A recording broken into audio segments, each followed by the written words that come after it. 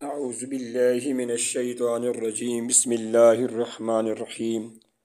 جزا الله عنا سيدنا ومولانا محمدا صلى الله عليه وآله وسلم ما هو أهله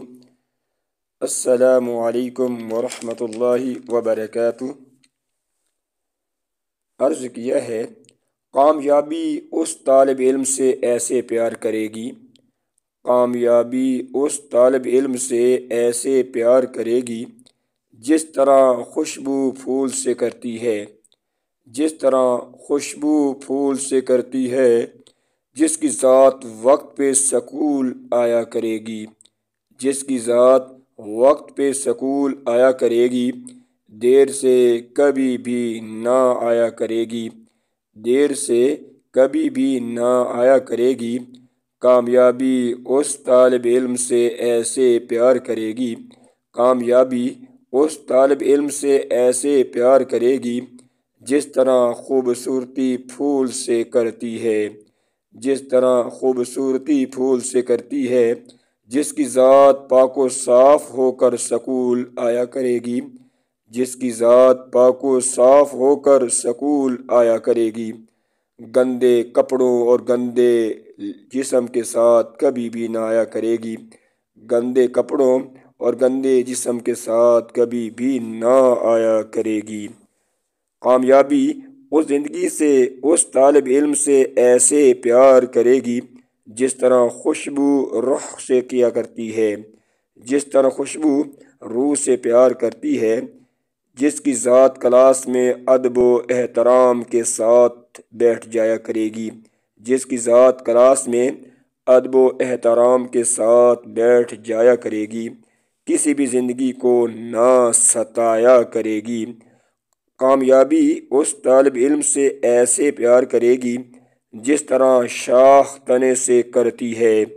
جس کی ذات استاد کا ادب و احترام کیا کرے گی، اس کے سامنے غلاموں کی طرح بیٹھ جایا کرے گی، اس کی شخصیت کو بالکل ہی نہ ستایا کرے گی۔ کامیابی اس طالب علم سے ایسے پیار کرے گی جس طرح جڑ تنے سے کرتی ہے، جس کی ذات خوبصورت اور پورا لکھا ہوا ہوم ورک چیک کرایا کرے گی، جس کی ذات خوبصورت اور پورا لکھا ہوا ہوم ورک چیک کروایا کرے گی، بیہودہ اور نامکمل کبھی بھی نہ لکھ کر آیا کرے گی۔ کامیابی اس طالب علم سے ایسے پیار کرے گی جس طرح زمین جڑ سے کرتی ہے، جو ذات استاد کی باتوں پہ دھیان دیا کرے گی، جو ذات استاد کی باتوں پہ دھیان دیا کرے گی، ادھر ادھر دیکھ کر اس کی انمول باتوں کو اور نصیحتوں کو ضائع نہ کرے گی۔ کامیابی اس طالب علم سے اتنا پیار کرے گی جتنا پروانے کی ذات شمعاء سے کرتی ہے، جس کی ذات کتاب پہ پوری توجہ دیا کرے گی، جس کی ذات کتاب سے توجہ بالکل ہی نہ ہٹایا کرے گی، پڑھائی کے وقت